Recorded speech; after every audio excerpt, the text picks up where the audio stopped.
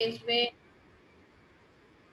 अच्छा, दिमाग तो अल्लाह ने जानवरों को भी दिया ना, लेकिन अकल अल्लाह ने सिर्फ बंदों को दी है। इल्म जो है ना वो अल्लाह ताला ने इंसानों को दिया, जिसकी बेस पे अल्लाह ताला ने इसको अशरफुल मखलूकात कहा। इसके अंदर इतनी पार्ट्स हैं इंसान के अंदर, क्योंकि अगर अल्लाह ने कह दिया ना मुझे कि मैं अशरफुल मखलूकात, कि मैं तमाम मखलूकात से अफजल हूँ, ज़रूर हमारे अंदर कुछ होगा। मैं अक्सर रोड पे जाती हूँ, मैं कहती हूँ इस वक्त जो है ना दो दो जो है मखलूकात जिनका हिसाब होना है ना क़यामत के रोज, एक इंसान और एक जिन। तो मैं बड़ी बड़ी बिल्डिंग्स को देख के कह रही होती हूँ कि यार इन बड़ी बड़ी बिल्डिंग्स को देख के तो जिन भी रश करते होंगे, अल्लाह ने क्या ही इंसान बनाया, ठीक है, क्या ही इंसान बनाया, इतनी बड़ी बड़ी बिल्डिंग्स बना गया। सही। तो बेटा ये इंसान है, गैप आ गया है, कोई फर्क नहीं पड़ता। दिमाग जो है ना ये गैप आने या ना आने से नहीं चलता है, ये विल पावर से चलता है। जहां में अहले ईमा सूरत खुर्शीद जीते हैं, इधर डूबे उधर निकले, उधर डूबे इधर निकले।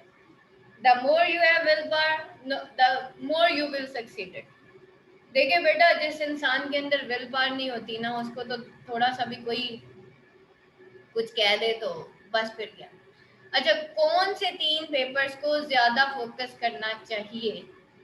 अच्छा, इसमें बेटा जब एंड पे आता है ना स्टूडेंट, जब आखिरी 5-6 महीने हो जाते हैं, उस वक्त एकेडमी में एकदम से रश पड़ जाता है। जब स्टूडेंट एडमिशन भेजता है ना, उसके बाद स्टूडेंट को याद आता है हमें इंग्लिश अभी किताबें भी खरीदनी। ये बड़ी एक रॉन्ग प्रैक्टिस है स्टूडेंट्स की। अभी आप लोगों के पास तो कोविड की वजह से टाइम काफ़ी आ गया, उसमें अगर तो आप बिल्कुल एंड पे आए हैं तो, और आपके पास सिर्फ 3 महीने रह गए हैं, मैं तो यही कहूँगी कि मिनिमम 4 सब्जेक्ट्स करें, डोंट गो फॉर 3 सब्जेक्ट्स, क्योंकि सप्लीज आ जाती हैं, दोनों में ही आती हैं, यूनिवर्सिटी और सरगोदा और पंजाब में। क्योंकि स्टूडेंट की फर्स्ट अटैम्प्ट होती है, उनको नहीं अंदाज़ा होता। अक्सर स्टूडेंट कर जाते हैं, 5 सब्जेक्ट्स भी कर जाते हैं, लेकिन मैं ये कह रही हूँ कि फिर भी अनएक्सपेक्टेडली हमारे बच्चों की सप्लीज आ जाती हैं, स्टूडेंट्स की सप्लीज। तो डू एनी 4 सब्जेक्ट्स, ठीक है। उसमें मैं वैसे तो American literature marks gaining subject है, लेकिन स्टूडेंट को अमेरिकन लिटरेचर समझ नहीं आता। और रही बात पोइट्री और ड्रामा की, तो पोइट्री के क्वेश्चंस आसान है लेकिन टेक्स्ट बहुत ज़्यादा है पंजाब यूनिवर्सिटी का। Same is the case with the drama. Drama, novel, क्योंकि ये तीनों कहानियां हैं, पोइट्री, ड्रामा, नॉवल, स्टूडेंट को ये इंटरेस्टिंग भी लगता है, इजी भी लगता है। लास्ट 2 सब्जेक्ट से स्टूडेंट भागते हैं, जिसमें प्रोज और अमेरिकन लिटरेचर होता है। हालांकि प्रोज और अमेरिकन लिटरेचर में पासिंग क्राइटेरिया ज़्यादा है, नॉवल में भी स्टूडेंट पास हो जाता है। तो मैं स्टूडेंट को ये कहती हूँ कि आखिरी तीन तीन सब्जेक्ट्स कर लें, पंजाब यूनिवर्सिटी के स्टूडेंट्स, ठीक है, वो आखिरी 3 सब्जेक्ट्स करें। सही। और क्योंकि नॉवल में भी मार्क्स, नॉवल मार्क्स गेनिंग है, प्रोज मार्क्स गेनिंग है, एंड और उसके बाद अमेरिकन लिटरेचर, इसमें मार्क्स बहुत ज़्यादा आते हैं। मेरी सेकंड डेव बनी थी ये लास्ट 2 पेपर्स की वजह से। जी जनाब, आपके एग्जाम्स अगस्त में एक्सपेक्टेड है, ठीक है, अगस्त या फिर सितंबर। जैसे ही रिजल्ट आता है उसके 3 मंथ्स बाद आप लोगों के एग्जाम्स हैं। सो भी हो सकता है वो 40 दिन बाद ही डेट शीट रख लें, लेकिन अभी क्योंकि बीए के एग्जाम्स नहीं हुए तो आप लोगों के एग्जाम्स थोड़े डिले हो जाएंगे। बीए के पहले होंगे फिर आपके होंगे, ठीक। उनके अभी रह गए थे ना 1-2 पेपर्स उनके रह गए थे, जैसे ही उनके पेपर्स खत्म होते हैं तो उनके पेपर्स के बाद होने थे पंजाब यूनिवर्सिटी के सप्ली के एग्ज़ाम। फिर वो सारा कोविड-19 आ गया और फिर सारा कुछ ही ख़त्म होके रह गया। तो बहरहाल अभी वो सप्ली के एग्ज़ाम्स तो नहीं होंगे पंजाब यूनिवर्सिटी के, अब डायरेक्ट एनुअल एग्ज़ाम्स होंगे पंजाब यूनिवर्सिटी के। सो बी रेडी, मेंटली प्रिपेयर। मैं तो प्रिपेयर्ड हूँ कि अगर ऐसा कुछ होता है तो हमें किस तरीके से चलना है वो हम कर लेते हैं, कोई ऐसा इशू नहीं है एंड पे जाके। लेकिन हाँ, एंड पे जाके बहुत सारे स्टूडेंट्स होते हैं वो हैंड्स अप कर देते हैं जब मैं स्पीड तेज करती हूँ। ऑनलाइन, देखिए ऑनलाइन एग्जाम्स आप लोगों के नहीं होने, ना लास्ट ईयर हुए थे, ठीक है, ना बीए लेवल के सिर्फ ऑनलाइन एग्जाम्स हुए थे। मास्टर लेवल्स के एनुअल सिस्टम के कभी भी ऑनलाइन नहीं होते। ऑनलाइन सिर्फ रेगुलर स्टूडेंट्स होते हैं जो कि बीएस लेवल के होते हैं ना, उनके ऑनलाइन होते हैं। एनुअल सिस्टम के कभी भी ऑनलाइन नहीं होते, ठीक है, मास्टर्स इन इंग्लिश लिटरेचर कोई आम सब्जेक्ट नहीं है, ये बहुत बड़ा सब्जेक्ट है। एफएससी के हुए हैं ऑनलाइन? नहीं हुए ना, मैट्रिक के भी ऑनलाइन नहीं हुए, तो आपके कैसे हो सकते हैं? ये जो 3 डिग्री है ना, matric, FSc and then masters, BA level नहीं, बीए लेवल कहीं पे काउंट नहीं होता, ये भी मैं आपको बता दूं। ठीक है, एफएससी आपकी प्रोफेशनल एजुकेशन के लिए बहुत इंपॉर्टेंट होती है, मैट्रिक एंड एफएससी। उसके बाद मास्टर्स एक ऐसी डिग्री है जो कि आपकी प्रोफेशनल लाइफ में बहुत ज़्यादा काउंट करती है। ठीक है, तो ये 3 डिग्रीज ऐसी हैं, इसमें ऑनलाइन एग्जाम्स हो ही नहीं सकते अनलेस कि आप बीएस कर रहे हो। सही है, तो जो बीएस के स्टूडेंट्स होते हैं, जो रेगुलर यूनिवर्सिटीज होती हैं, उनके ऑनलाइन होते हैं, एनुअल सिस्टम के कभी भी ऑनलाइन एग्जाम्स नहीं होते। तो आप देख लें, अभी तक हमारी एफएससी, मैट्रिक, ये सब एनुअल सिस्टम के अंडर है। बीए के इसलिए ऑनलाइन एग्जाम्स हुए थे कि बीए लेवल कहीं पे भी काउंट नहीं होता। बीए लेवल पे तो अगर आपको जॉब भी मिलती है तो वो एक काम से स्कूल में मिलती है, जो कि एक प्राइवेट स्कूल होता है। ठीक है, और वो भी आपको अच्छे तरीके से ब्लैकमेल करेंगे कि आप तो सिर्फ बीए हैं, और आपकी वही उतनी ही मेहनत एमए से करवा रहे होंगे जितनी आपसे करवा रहे होंगे, लेकिन आपको पे वो कम देंगे, बल्कि आपसे ज़्यादा कराएंगे कि अच्छी बात है बीए है, दब के रहेगी। मैम नॉवल के राइटर्स कंफर्म कर दें और बुक्स ले लें। बेटा ये नॉवेल्स के राइटर्स मैंने आपको बताए थे स्टार्टिंग में, Pride and Prejudice and Tale of Two Cities. इसमें आपको टेक्स्ट बुक्स लेने की जरूरत नहीं है, लेनी है तो बेशक ले ले, अगर किसी को डिटेल स्टडी करने की मतलब है कि हमने डिटेल स्टडी करनी है, देन बाय एनकेएम। ऐसे बच्चे जो डिटेल स्टडी नहीं करना चाहते वो बेशक टेक्स्ट बुक्स ना लें, लेकिन ले लें तो ज़्यादा बेहतर है, आपका फ़ायदा। मेरे पास सारी टेक्स्ट बुक्स हैं और मैंने हमेशा तैयारी टेक्स्ट बुक से की है, लेकिन स्टूडेंट्स जो हैं वो जो है गाइड से या नोट से कर लेते हैं, वो भी चल जाता है अगर आपकी सेल्फ राइटिंग अच्छी है। लेकिन कॉन्सेप्ट्स क्लियर करने हैं, then you have to buy NKM या केएम सीरीज़ की जो भी बुक्स हैं, उनको ज़रूर बाय करें। और ये आपके पास चारों किताबें हैं, ये 4 किताबें आपकी कंप्लीट होंगी इंशाल्लाह। और किसी का कोई क्वेश्चन? है ना, क्लासिकल पोएट्री को करने की। बिल्कुल, अभी तो नॉवल के बाद इंशाल्लाह हमारी क्लासिकल पोइट्री है, प्रोज है और फिर क्लासिकल पोइट्री, 2 पेपर रहेंगे बस, तो वो फिक्र ना करें, हो जाएगा। क्लासिकल पोएट्री कितने मंथ्स में कवर हो जाएगी? बेटा क्लासिकल पोइट्री को तो 2 मंथ्स मिनिमम लगते हैं, क्योंकि उसका टेक्स्ट बहुत ज़्यादा है। यस। अच्छा, ड्रामा भी है पोइट्री के बाद इंशाल्लाह। देखिए हमें बेटा जैसे जैसे टाइम मिलता जाएगा, अभी तो कुछ भी पता नहीं है, जैसे मुझे एग्जाम्स की कोई न्यूज़ मिलती है मैं फिर तभी आपको कंफर्म करूंगी। अभी तक मुझे खुद नहीं पता कि एग्जाम्स कब हो रहे हैं, ये तो मैंने एक वैसे ही आप लोगों को अंदाजन बताया कि कोई इशू नहीं है बेटा, कोई इशू नहीं है, जिसका जो भी रहता है वो कर लेंगे, नो इशू। मुझे सिर्फ डेट कंफर्म हो लेने दे एग्जाम्स की, फिर देखें आप लोगों को कैसे रॉकेट की स्पीड से डरा, कोई मसला नहीं। जिसने ड्रामा भी नहीं पढ़ा हुआ उसका भी कोई मसला नहीं है, वो भी कर लेंगे, और मसला ही कोई नहीं है। और मैंने करवाया हुआ है 3 महीनों में भी, जो मेरा पहला बैच था ना उसको मैंने 3.5 महीने में 5 पेपर करवाए थे। ठीक है, तो नो इशू एट ऑल। बेटा डबल लेक्चर देखें, अभी मैं रेगुलर लेक्चर ही देती हूँ तो स्टूडेंट्स कंफ्यूज हो जाते हैं, थोड़ी सी स्पीड ज़्यादा करती हूँ, स्टूडेंट कंफ्यूज। हर बच्चे का लेवल एकेडमी में ये नहीं होता कि जो ब्रिलियंट बच्चा है मैंने उसको साथ लेके चलना है। बेटा जो ब्रिलियंट बच्चे होंगे ना वो 1 या 2 होंगे, मज़ा तो तब आता है जो स्लो लर्नर है ना उसको मैं उस लेवल पे ले आऊँ, जो मेरा 90% वाला जो बच्चा है, मेरा स्टूडेंट है। जो स्लो लर्नर होता है ना उसको बेटा स्टेप बाय स्टेप ऊपर लेके आना पड़ता है, उसके लिए थोड़ी प्रैक्टिस ज़रूरी होती है। डबल लेक्चर का मतलब ये है कि आने की जानी हो जाएगी, ठीक है, यानी कि आने की बजाय चला जाएगा। वो कहते हैं ना slow and steady wins the race. सही, तो अगर मैंने पहले बैच को 3.5 महीने में कवर करवाया था तो उनका पासिंग रेट भी तो कम था ना, समझ रहे हैं बात को? उनका पासिंग रेट बहुत कम था, पास हुए थे स्टूडेंट्स, ठीक है, लेकिन उनका पासिंग रेट लो था। ठीक है, अटेम्प्ट मेरा ख्याल है शायद 30 के 50 स्टूडेंट्स ने किया था, उसमें जो पेड स्टूडेंट्स थे आई थिंक वो 4 या 5 थे। सिर्फ पेड स्टूडेंट्स ही क्लियर कर गए थे, बाकी सारे आई थिंक क्योंकि वो फ्री वाले थे उन्होंने सीरियस लिया ही नहीं एजुकेशन को।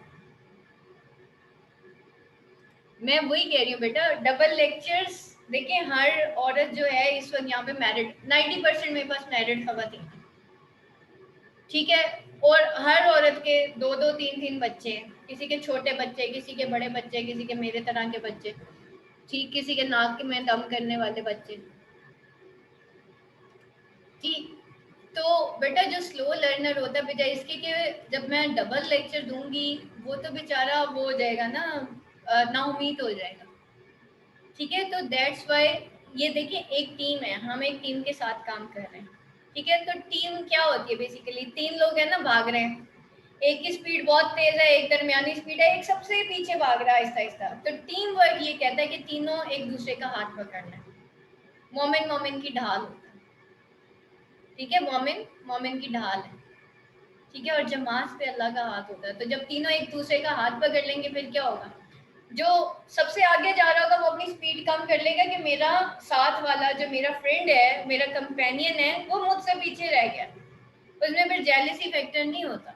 वो कहता है यार वो मेरे पीछे रह गया, मैं अपनी स्पीड स्लो कर लेता हूँ ताकि ये थोड़ा जो दरमियान वाला होता है, वो कहता है वो सबसे पीछे रह गया, वो उसका हाथ पकड़ लेता, चल यार मेरे साथ। कभी देखे मेन रोड के ऊपर मोटरसाइकिल वाला मोटरसाइकिल वाले का हाथ पकड़ लेता, और दोनों, वैसे तो ये बड़ी गलत प्रैक्टिस है, लेकिन मैं आपको जनरली बता रही हूँ। मैं सबसे लास्ट भागने वाली, चले जी, अल्लाह ताला खैर करे, लेकिन माशाल्लाह you all are doing very well. बाकी अभी बेटा कुछ न्यू कमर्स हैं जिन्होंने इस मंथ से ज्वाइन किया, ऑब्वियसली उनको थोड़ा टाइम लगेगा, ठीक है। और देखिए जो अभी परफॉर्म कर रहे हैं, जो न्यू कमर्स हैं बेटा, वो बिल्कुल भी परेशान ना हो। जो अब इस वक्त परफॉर्म कर रहे हैं ना बच्चे, जो स्टूडेंट्स परफॉर्म कर रहे हैं बेटा, वो लास्ट 3 मंथ से ज्वाइन करके बैठे हुए हैं इस एकेडमी को। तो देखिए 3 मंथ्स लगे हैं ना उनको चलने में। जो पहला बैच था मेरा ना, मैंने उनको असाइनमेंट्स करवाई, सिर्फ उनके वीकली टेस्ट हुआ करते थे, पास पेपर्स मैं उनके साथ भी डिस्कस करती थी। 3.5 महीने का मतलब है आगे दौड़ पीछे छोड़, ठीक है। और वो मतलब मुझे टाइम थोड़ा था, एकेडमी भी लेट स्टार्ट की थी, यस यस बिल्कुल, हमारा बताएं, एकेडमी भी बेटा लेट स्टार्ट की थी, तो ऑब्वियसली फिर वैसे ही रिजल्ट्स आने थे। अभी आप मार्क्स देखिए हमारी एकेडमी के कहाँ तक पहुंचे हुए, 500 प्लस, बहुत बड़ी बात होती है। पंजाब यूनिवर्सिटी में तो मैंने इतने मार्क्स कभी सुने ही नहीं थे जितने हमारी एकेडमी स्कोर करती है। तो मैं हमेशा ये कहती हूँ, मेरे स्टूडेंट्स तो मेरे से भी आगे निकल गए, मेरी तो सिर्फ सेकंड डेव आई थी, मेरे स्टूडेंट ने तो कमाल ही कर दिया। और किसी का, और हाँ जी, हमारा कुछ कहना था।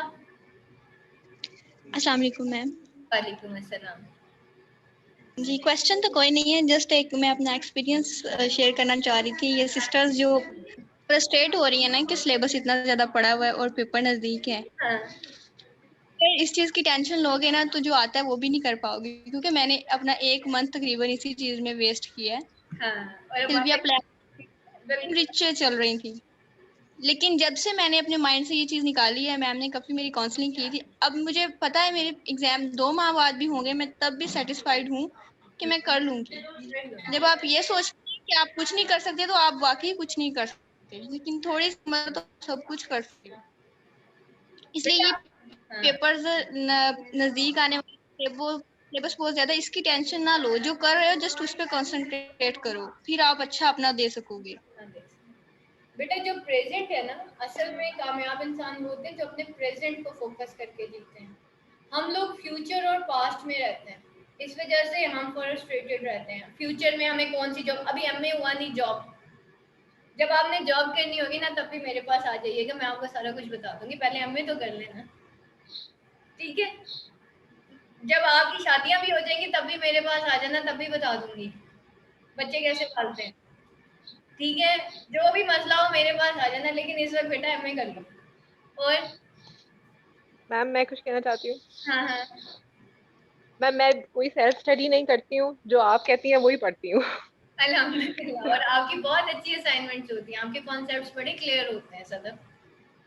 मैम मुझे टेक्स्ट पढ़ना अच्छा लगता है, आई एंजॉय रीडिंग। हाँ, वो आप टेक्स्ट पढ़ती हैं ना, इसी वजह से इतनी अच्छी असाइनमेंट्स होती हैं, और आपने एक एक पॉइंट को इतना वैलिड करके लिखा होता है कि मेरी समझ नहीं आ रही होती कि इस लड़की के मैं कहाँ से मार्क्स काटूं।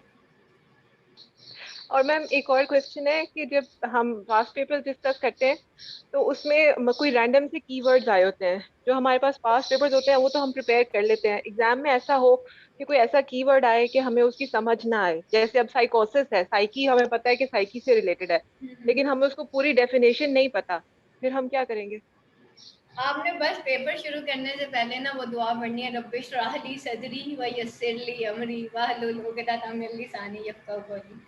जब मैंने मास्टर्स के एग्जाम्स दिए ना, मेरी वोकैबुलरी इतनी अच्छी नहीं थी, ठीक है, क्योंकि ऑब्वियसली जब आपका गैप ज़्यादा आता है आपकी वोकैबुलरी सारी ख़त्म हो जाती है। अच्छा, क्वेश्चन आया गलिवर्स ट्रैवल्स में डी जनरेशन और रीजनरेशन का। मज़े की बात बताऊँ आपको, मुझे इन दोनों के मीनिंग्स नहीं आते, लेकिन मैंने ये क्वेश्चन सॉल्व किया और डी जनरेशन और रीजनरेशन को मैं ऐसे, उसमें लिखा हुआ था कि भाई गलिवर्स ट्रैवल्स जो है वो ह्यूमन बीइंग की डी जनरेशन था या रीजनरेशन था, या उसमें क्वेश्चन कुछ यूँ था कि शायद फर्स्ट 3 जो वॉयजेस हैं वो उसकी डी जनरेशन थे और जो लास्ट वॉयज है वो रीजनरेशन था। हालांकि अगर हम गलिवर्स ट्रैवल्स को देखें तो उसका वो जो लास्ट था उसमें डी जनरेट कर दिया ना स्विफ्ट ने। तो अच्छा, अब मुझे समझ ना आए ये रीजनरेशन और डी जनरेशन का कॉन्सेप्ट क्या होता है, पर मुझे इतना समझ आया है कि भाई ये जो क्वेश्चन है ना, क्योंकि गलिवर्स ट्रैवल्स पढ़ा हुआ था, उसका पता था कि उसमें ना ये इसको मिसंथ्रोप कहा गया स्विफ्ट को ना, पर ये कहीं क्लिक करते करते मैं वो पेपर जाके सॉल्व कराई और मैंने कहा क्योंकि एंड पे जाके गलिवर्स को सेल्फ अवेयरनेस हो गई थी, तो self awareness leads to regeneration. First 3 voyages में इंसान को अपनी सेल्फ वो नहीं थी, क्या कहते हैं, सेल्फ अवेयरनेस नहीं थी, तो जब तक इंसान सेल्फ अवेयर नहीं, हिदायत ये थोड़ी होती है दूसरा ये कर रहा वो ये कर रहा वो है।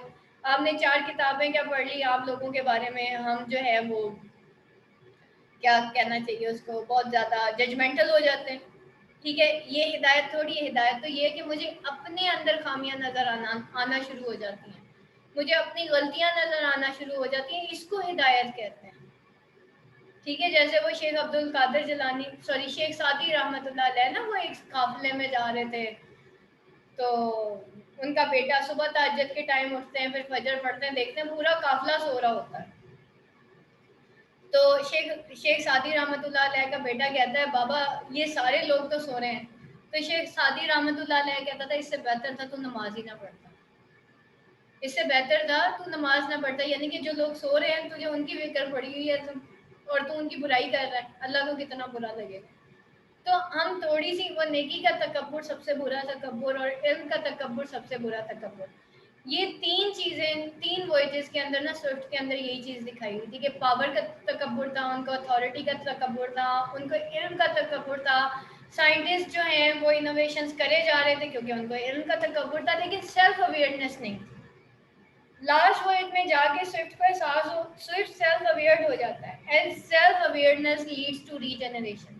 सो डोंट थिंक दैट कि आपको वहाँ पे जाके नहीं आएगा, बेटा आप लोगों को जितना मैंने पढ़ा दिया है ना, एक एक किताब सबको एक्स्ट्रा कराई हुई है मैंने, ठीक है, आपको मैंने 5 की बजाय 6 बुक्स करा दी अमेरिकन लिटरेचर में, हालांकि अगर आप 5 किताबें कर लेते आपके लिए मोर देन एनफ था, लेकिन मैंने आपको 6 कराई। उसकी रीज़न यही है कि कोई एक क्वेश्चन अगर इधर उधर से घुमा के आ जाता तो प्रॉब्लम ना क्रिएट हो आप लोगों के लिए, आप लोगों को ये, मुझे भी इवन ये ना हो कि काश कि मैं एक किताब और करवा देती तो मेरा आज स्टूडेंट पास होता, तो आपको तो बाद में अफसोस होना है, मेरा स्टूडेंट फेल होता है या मेरे स्टूडेंट के कम मार्क्स आते हैं तो मुझे लगता है गलती कहीं मेरे से हो गई, ठीक। और हाँ जी, और किसी का कोई क्वेश्चन? मैम सारी बुक्स की तैयारी करना होगी, ऐसा नहीं है कि नहीं, 3 बुक्स नहीं बेटा, 3 बुक्स तो किसी कतन नहीं, क्योंकि आपने तो सब्जेक्टिव बेटा, जो यूओएस मुबशरा आप जीसी यूनिवर्सिटी की हैं, आप तो 3 का सोचे भी ना, पंजाब वाले 3 कर सकते हैं, पंजाब वाले 3 कर सकते हैं। पंजाब वालों को मैं ये कहूँगी बेटा जो आपकी टेक्स्ट बुक्स है ना, जिनके पास टाइम कम रह गया, अब एंड पे देखिएगा क्या करती हूँ मैं उनके साथ, जो एंड पे जाके जो होना है ना, जो अब लेट कमर्स हैं, आप दिमागी तौर पे तैयार हो जाएं, अभी अपनी सेल्फ राइटिंग इम्प्रूव कर लें, आप लोगों की आगे लस्सी बन जानी है अगले 3 महीनों में। ठीक है, दिमाग की लस्सी बनने वाली है, इसलिए अपनी vocabulary each and everything be prepared for that. अच्छा, मुबशरा ने क्वेश्चन किया है, मुबशरा GCUF की है। UOS और GCUF के स्टूडेंट्स ये बात सुन लें, सब्जेक्टिव के लिए आपने एनी 4 बुक्स मस्ट करनी है, ऑब्जेक्टिव के लिए आपने सारी किताबें करनी है। और पंजाब यूनिवर्सिटी वाले वो ये चीज़ सुन लें, पहले 3 जो पेपर हैं आपके, पहले 3 पेपर जिसमें पोइट्री, ड्रामा, नॉवल, पोइट्री और ड्रामा में एनी 3 बुक्स टेक्स्ट के लिए प्रिपेयर कर लें। ठीक है, आप लोगों को एनी 3 टेक्स्ट करने होते हैं। अगर पंजाब यूनिवर्सिटी वाले पोइट्री की भी एनी 3 बुक्स करते हैं और ड्रामा की भी एनी 3 बुक्स करते हैं, इवन नॉवल की भी एनी 3 बुक्स कर लेते हैं, आपका पेपर सॉल्व हो जाएगा। लेकिन जो लास्ट 2 पेपर्स हैं ना, प्रोज एंड अमेरिकन लिटरेचर, इसमें बेटा आपने 4 ही करनी है। प्राइड एंड प्रेजुडिस अभी आपको पंजाब यूनिवर्सिटी का करवाऊंगी। UOS, GCUF and Punjab university, pride and prejudice इतना इम्पोर्टेंट नॉवल है कि पंजाब यूनिवर्सिटी में प्राइड एंड प्रेजुडिस में से 75 मार्क्स का पेपर आता है। सॉरी, 2 सब्जेक्टिव क्वेश्चंस 25 50 मार्क्स ये होते हैं, और last right note on the following में से 12.5 नंबर, 62 मार्क्स का पेपर प्राइड एंड प्रेजुडिस में से आता है। और जब मैंने नॉवल का पेपर दिया था, मैंने 62 मार्क्स का पेपर प्राइड एंड प्रेजुडिस से ही किया था, क्योंकि मेरी नॉवल के पेपर की तैयारी नहीं थी। ठीक, मैं 2 नॉवल करके गई थी, 2 और तीसरा मैं सिर्फ रीड करके गई थी। सही, और मैं 62 मार्क्स का पेपर सॉल्व करके आई थी पंजाब प्राइड एंड प्रेजुडिस से, और अल्हम्दुलिल्लाह I have cleared my novel in very first attempt, हालांकि मैंने जस्ट रीडिंग की हुई थी बुक्स की। ठीक, और बस वो कोई, और आपको पता है मेरी उस दिन तैयारी नहीं थी, बजाय इसके कि मैं किताबें रिवाइज करती, मैं सजदे कर रही थी अल्लाह ताला को, या अल्लाह आता जाता कुछ नहीं है, पास तो नहीं करा। लेकिन ये प्रैक्टिस मैं आपको कभी सजेस्ट नहीं करूँगी। ठीक, अच्छा, यूनिवर्सिटी और सरगोदा वाले तो किसी सूरत नहीं भाई, GCUF वाले भी किसी सूरत। आप लोग, मैं इसीलिए कहती हूँ लोग भागते हैं पंजाब यूनिवर्सिटी से, हालांकि पंजाब यूनिवर्सिटी में तो आप 3 बुक्स भी कर लें, आपका पेपर सॉल्व हो जाएगा। बाकी ये जो UOS के स्टूडेंट्स और GCUF के स्टूडेंट्स इस चक्कर में कि पंजाब वाले फेल हो जाते हैं, हम जिसने फेल होना है ना, वो UOS से भी फेल हो जाएगा, जो नहीं पढ़ेगा वो उधर से भी फेल होगा। ठीक है, मेरे पास स्टूडेंट्स आते हैं ऐसे जो एग्जाम्स के डर से, पंजाब के डर से जो है UOS ज्वाइन करते हैं, जिसने फेल होना वो उधर भी होगा। ठीक है, ऑब्वियसली बेटा अगर आपकी राइटिंग प्रैक्टिस नहीं है तो दोनों यूनिवर्सिटी से मार खाएंगे ना। तो बेसिकली आपकी स्किल्स पे डिपेंड करता है कि आप पेपर पास करते हो कि नहीं करते। और आसान चीज़ें तो सारी कर लेते हैं। मैंने क्यों पंजाब यूनिवर्सिटी सेलेक्ट की थी, मैंने भी यही सोच के सिलेक्ट की थी कि आसान चीज़ें तो सारी कर लेते हैं, बात तो तब है। और मुझे जिस बंदे ने चैलेंज किया था उसने मुझे कहा भी यही था कि मेरा BA जो है वो इस्लामिया यूनिवर्सिटी भावलपुर का है। ठीक है, and I scored 117 by 200 marks in English. हालांकि मैंने इंग्लिश का पेपर शादी के तकरीबन ये दिए थे, मैंने 2007 में एग्ज़ाम्स दिए थे। ठीक है, तो शादी के तकरीबन 5 इयर्स बाद मैंने एग्ज़ाम्स दिए थे। तो उस वक्त तक सिर्फ ऐसी बस जाके दे आई थी, और रात को मेरे बेटे ने किताब भी फाड़ दी थी, उसको इतना गुस्सा आ रहा था कि मामा पेपर क्यों दे रही। तो बस ऐसे ही सुबह जाके पेपर दे आई थी, and I scored 117 marks at that time. ठीक है, तो जब मेरी मार्क्स आए बड़े अच्छे आए, तो एक हमारी फैमिली के ही हैं वो लोग, अप्रिशिएट करने के बजाय हमें ही और काम शुरू कर देते हैं ना। उन्होंने कहा कि जी अच्छा, इस्लामिया यूनिवर्सिटी भावलपुर ये कोई यूनिवर्सिटी है, हमें पंजाब यूनिवर्सिटी से MA इंग्लिश लिटरेचर करके दिखाओ। MA इंग्लिश का मैंने कभी सोचा भी नहीं था, मेरे सब्जेक्ट्स मैथ्स थे, मेरा मेन इंटरेस्ट मैथ्स है। और मैंने कहा अच्छा, कहते ये जो MA इंग्लिश लिटरेचर की डिग्री है that is equal to science degree. और उन्होंने, क्योंकि उनका एजुकेशन फील्ड से ताल्लुक़ था, कज़न का मेरे, उन्होंने मुझे एक चीज़ बताई थी। उन्होंने कहा था कि जो साइंस सब्जेक्ट्स वाले स्टूडेंट हैं वो प्रैक्टिकल लाइफ में मार खा जाते हैं, जो लिटरेचर का स्टूडेंट है ना, जो लैंग्वेज का स्टूडेंट है, जो लैंग्वेज में मास्टर्स करता है, वो कभी मार नहीं खाता। आप देखें बहुत सारे स्टूडेंट्स हैं एमएससी मैथ्स करने के बाद एमए और सब्जेक्ट्स में करने के बाद मेरे पास आते हैं मैम अब एमए इंग्लिश लिटरेचर करना है, क्योंकि पहले वो अपने पैशंस देख रहे होते हैं, अकल बाद में आती है। तो मैंने उस वक्त ये डिसाइड किया था कि अगर तो एमए इकोनॉमिक्स में कर भी लेती हूँ तो मुझे मिलेगा क्या, और दूसरा वो इकोनॉमिक्स में सारा ये था कि हराम को हलाल कैसे बनाना है ना, तो वो चीज़ मेरा दिमाग एक्सेप्ट नहीं कर रहा था। ठीक है, बैंकिंग सारी यही है ना, बैंकिंग सिस्टम तो यही है कि सूद को हलाल कैसे करना है, तो वो मेरा दिमाग एक्चुअली एक्सेप्ट नहीं कर रहा था। हाँ जी, अच्छा, फेल होने का खौफ बहुत बड़ा है मैम, इसलिए यूएस वाले टेक्स्ट बुक बाय कर लें कॉन्सेप्ट ज़्यादा क्लियर करने के लिए। हाँ जी बिल्कुल कर लें, कॉन्सेप्ट क्लियर होते हैं, टेक्स्ट बुक्स अच्छी होती हैं। अच्छा देखिए बेटा, लिटरेचर है ना, विदाउट टेक्स्ट क्लियर नहीं होती। दूसरी चीज़, अपने दिमाग में ये ना रखें कि मैंने फेल हो जाना है कि पास हो जाना है। यकीन जाने अगर मैं ये सोच के पेपर देती ना कि हाय मैं फेल हो जाऊंगी, या मैंने बहुत ज़्यादा मैंने तो कभी सोचा भी नहीं था कि मेरी सेकंड डिव आएगी, क्योंकि मैंने तो जैसे एक बंदा मजाक मजाक में पढ़ता है ना, मैंने सीरियस होके पढ़ा ही नहीं। अगर मैं सीरियस होके पढ़ती तो पता नहीं मेरे कितने नंबर आ जाते, और मेरे पास एक तो टाइम नहीं था, दूसरा मेरी सेहत जो है ना वो इजाज़त नहीं देती थी कि मैं इतनी देर बैठूं। तो मैंने अपना एक टाइम लिमिट रखी होती थी कि 1 घंटे के अंदर मैंने जो एब्जॉर्ब कर लिया वेल एंड गुड, बाकी मैं सारा छोड़ देती थी। फिर नेक्स्ट डे फिर किताब उठाती थी, क्योंकि हिम्मत नहीं थी बैठने की। जब खड़ी होती थी बहुत पेन होता था, बैठती थी बहुत पेन होता था। अभी तो अल्हम्दुलिल्लाह, क्योंकि एक तो आदत पड़ गई इस दर्द के साथ जीने की, लेकिन स्टार्टिंग में जब ये प्रॉब्लम स्टार्ट हुआ था तो मेरी हड्डियों में मोटी मोटी गिल्टियाँ मतलब पूरी बॉडी के अंदर बन गई, और जब मैं बैठती थी तो वो प्रेस होती थी और मुझे पेन होता था। तो दैट्स वाई मैं, वो कहते हैं ना where there is a will there is a way, मैंने रोलिंग चेयर रखी होती थी कंप्यूटर की ना, कंप्यूटर की रोलिंग चेयर थी हमारे घर में। और मैं जो बेडरूम से किचन की तरफ जाती थी, क्योंकि ज़्यादातर बच्चे ने दूध पीना, आप उसको बेडरूम में छोड़ने जा रहे हैं, साथ उसके फीडर मुंह में दे रहे हैं, या बच्चे ने सोना है आप उसको वहाँ, तो बेडरूम किचन माँ का सारा दिन यही होता रहता है, बच्चे के पास जा रही है किचन में जा रही है, बच्चे के पास, तो वो मेरा सारा दिन यही होता रहता। तो मैंने रोलिंग चेयर रखी है, रोलिंग चेयर, और बेडरूम से किचन तक का जो रास्ता था ना, मैं नोट्स लिखती थी, पॉइंट्स लिखती थी, दीवार पे चिपका देती थी, और वो रोलिंग चेयर पे रोल करते करते किचन में, किचन की सारी अलमारियों पे नोट्स, बेडरूम के दरवाजे के ऊपर नोट्स, बेडरूम की अलमारी के ऊपर नोट्स, बेड के पीछे नोट, जगह जगह नोट्स चिपके होते थे। और मेरे हस्बैंड कहते थे यार ये रद्दी का पुतरेगी। तो इस तरीके से फिर हमने पढ़ा। जॉब्स के लिए फर्स्ट मेरा जॉब्स इस वक्त, ये कोविड-19 चल रहा है ना, आगे जॉब्स का स्कोप खत्म, सही, जॉब्स खत्म होगी।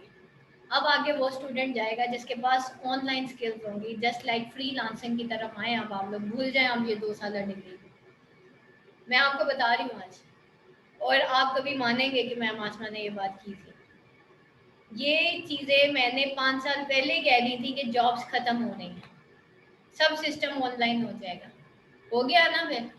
और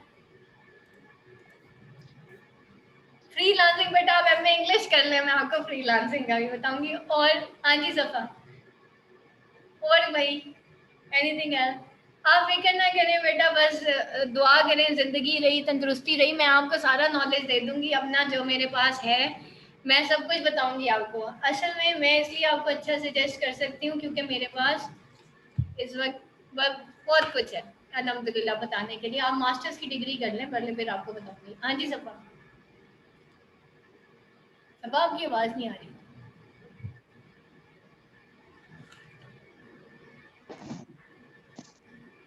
हाँ जी सफ़ा,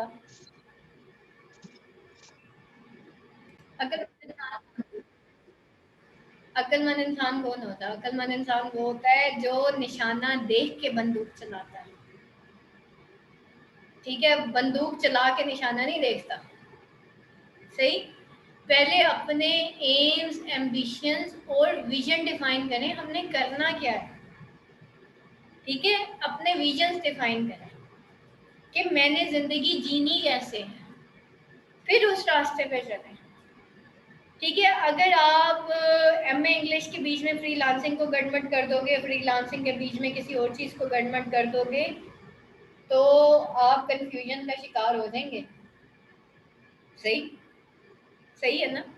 सबसे पहले ओपन द कुरान, वो एक मुकम्मल ज़ाब्ता हयात है, वो ज़िंदगी गुजारने का तरीका है। उसमें लिखा हुआ है कि ज़िंदगी ऐसे गुजारनी है। और बेटा अगर ज़िंदगी में कामयाब होना है तो फॉलो द वे ऑफ अल्लाह। अल्लाह का पाथ जो है, अल्लाह ने जो बता दिया उसको फॉलो करें। उसमें सबसे पहले हकूकुल्लाह हैं, 5 वक्त की नमाजें हैं, उसके बाद हकूकुल इबाद है। और ये जो मफरूज़ा जो लोग कहते हैं कि जी अल्लाह अपने गुनाह अपने हक माफ़ कर देगा और बंदों के हक माफ़ नहीं करेगा, अल्लाह अपने भी नहीं माफ़ करेगा, क्योंकि कुरान में अल्लाह ने लिखा है कि जब जन्नत वाले दोज़ख वालों से पूछेंगे कि तुम्हें क्या चीज़ जहन्नुम में लेके गई, तो वो कहेंगे कि हम नमाज नहीं पढ़ते हैं। कब्र में पूछा जाने वाला सवाल नमाज, आखिरत में क़यामत के रोज़ पूछा जाने वाला सवाल जो है वो नमाज का होगा। पहला सवाल ही हमसे ये होना है। जैसे जो बच्चा ऑब्जेक्टिव में फेल हो जाता है ना, यूनिवर्सिटी ऑफ सरगोदा में या पंजाब यूनिवर्सिटी के रेफरेंस टू कॉन्टेक्स्ट में फेल हो जाता है, तो वो होली फेल कंसीडर होता है। ये हमारा कंपल्सरी क्वेश्चन है, जो कब्र में जाके भी होना है और क़यामत के रोज भी होना है। जो इस क्वेश्चन में फेल हो गया, इस कंपल्सरी क्वेश्चन में फेल हो गया, वो होली फेल होगा, उसको उठा के जहन्नुम में फेंक दिया जाएगा। उसके बाद सारे क्वेश्चन होने हैं। ठीक है, फिर अल्लाह पूछेगा कि इल्म कहाँ से सीखा और कहाँ पे लगाया। हम कहेंगे कि एमए इंग्लिश लिटरेचर किया और घर बैठ गए, और फिर हम इस फ्रस्ट्रेशन में पागल हो गए कि मैंने एमए इंग्लिश लिटरेचर किया हुआ, अब मैं बच्चे पालूं। हम अपनी रिस्पॉन्सिबिलिटीज उस एमए इंग्लिश लिटरेचर के पीछे भूल गए कि मैं एक माँ भी थी। तो क्या कहेंगे, अल्लाह ताला को कहाँ लगाया। ठीक है, तो इल्म वो है जो बेटा आगे फैला दिया जाता है। इल्म वो होता है जो अल्लाह के यहाँ मकबूल है। क्या हमारी एमए इंग्लिश लिटरेचर की डिग्री अल्लाह के यहाँ मकबूल है? क्या कबूल हो जाएगी? बीए पास हो के हम अल्लाह के पास जाएंगे, कबूल हो जाएंगे? नहीं। ठीक है, सेम इज द केस बेटा, दुनिया में भी हम अच्छी ज़िंदगी नहीं गुजार सकते जब तक कि हम कुरान के रास्ते पे नहीं चलते। मैं अपना भी अगर आपको एक्सपीरियंस बताऊं तो बेटा जब तक दुनिया के रास्ते फॉलो करती थी ना, मैं फ्रस्ट्रेटेड लेडी थी। मुझसे ज़्यादा अच्छा आपको कोई गाइड नहीं कर सकता, क्योंकि मैंने मार खा के कुरान को उठाया था, मार खा के कुरान के रूल्स को फॉलो किया था। और अल्लाह का शुक्र है, अल्लाह ने आजमाइश दे दी और अल्लाह का पता चल गया और उसके कानून का पता चल गया। नहीं तो मैं भी एमए इंग्लिश लिटरेचर करके दुनिया की दौड़ में लग गई होती। ये तो अल्लाह का बड़ा करम है मेरे ऊपर कि अल्लाह ने आजमाइश दी, और ये भी अल्लाह का शुक्र है कि अल्लाह ने वो इल्म दिया कि जिससे मुझे अल्लाह की मार्फत हो गई। जिस दिन मार्फत हुई थी उस दिन दिल में ठंड पड़ गई थी। सही, तो तब से बेटा अब तक अल्हम्दुलिल्लाह रात को सुकून से सोती हूँ। अदरवाइज एक टाइम ये भी आया था कि मैं इतना डर जाती थी लोगों के रवैयों से कि मैं कांपने लग जाती थी, मेरी आवाज़ शिवर कर जाती थी। लेकिन जब से अल्लाह से डर लगना शुरू हुआ, लोगों का डर ही ख़त्म हो गया। इवन लोग मेरे से डरने लग गए। लोग मेरे से डरे, मतलब वो लोग जो मुझे बहुत तंग करते थे, वो कहते थे हमें इसकी आंखों से डर लगता है। हालांकि मैं उनको कुछ भी नहीं कहती थी, लेकिन अल्लाह ईमान वालों का रोब पैदा कर देता है। बेटा दुनिया में हर इंसान अकेला है। सही, ये रिश्ते वक्ती होते हैं, वक्ती हैं। हम कितना अरसा पेरेंट्स के घर रहते हैं, बाद में शादियां हो जाती हैं ना, फिर हमारी प्रैक्टिकल लाइफ स्टार्ट होती है। ठीक, कुछ उस प्रैक्टिकल लाइफ का आइडिया इस वजह से था कि कुरान बचपन से पढ़ा हुआ था, पता चल रहा था मैं गलत कर रही हूँ, लेकिन सुकून उस दिन तक नहीं हुआ था जब तक कि मैं अल्लाह के रास्ते पे नहीं चली थी। और एक और चीज़ आपको बताऊं, जब हम अल्लाह के रास्ते पे चलते हैं ना, हमारे बाकी काम फरिश्ते कर रहे होते हैं। ठीक है, जब से मैंने अल्लाह के रास्ते पे चलना शुरू किया, मेरे बाकी काम फरिश्ते करते हैं। मुझे नहीं पता चलता ये सारे काम कैसे हो जाते हैं, और मैं खुद कभी कभी बड़े हैरान हो जाती हूँ अल्लाह की इस चीज़ के ऊपर। ये अल्लाह का वादा है कि जब तुम अल्लाह की खातिर हिजरत करोगे तो अल्लाह तुम्हारे लिए दुनिया वसी कर देगा। हिजरत ये नहीं है कि हम मक्का से मदीना चले जाएं या फ़लस्तीन से शाम इराक शिफ्ट हो जाएं। हिजरत ये है कि जहाँ पे बुराई हो हम उसको छोड़ के अल्लाह के रास्ते पे निकल जाएं।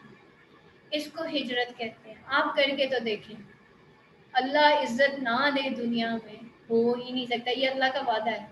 लेकिन उससे पहले आपको अल्लाह के रास्ते पे चलना पड़ेगा। ठीक है, अभी वो जो कुरान का ग्रुप है जिसमें आप सारों को ऐड करवाया है, जिसमें कंपेनियंस ऑफ कुरान, डेली की जस्ट 3 आयात से, जस्ट 3 आयात से कुछ भी यार, 3 आयतें तो हम वैसे ही पढ़ लेते हैं। 3 आयात हैं, उनका तर्जुमा करना बस, ठीक। और इसमें कोई मुश्किल काम नहीं। बस बेटा अल्लाह को याद रखें, अपनी ज़िंदगियों में अल्लाह के रास्ते पे चलें और इस इल्म को भी सीखें। दुनिया में रहने के लिए, जीने के लिए दुनिया का इल्म ज़रूर सीखें, लेकिन रास्ते अल्लाह के फॉलो करें। रास्ता फिर 2 नंबर नहीं होना चाहिए। पता चलना चाहिए तीतर है कि बटेर है। हम तो ना तीतर है ना बटेर है। हमारी तो जनरेशन स्पॉइल हो गई, लॉस्ट जनरेशन है ये। कहने को मुसलमान है, गेटअप अंग्रेज़ों वाला। हमारे गेटअप से लगता है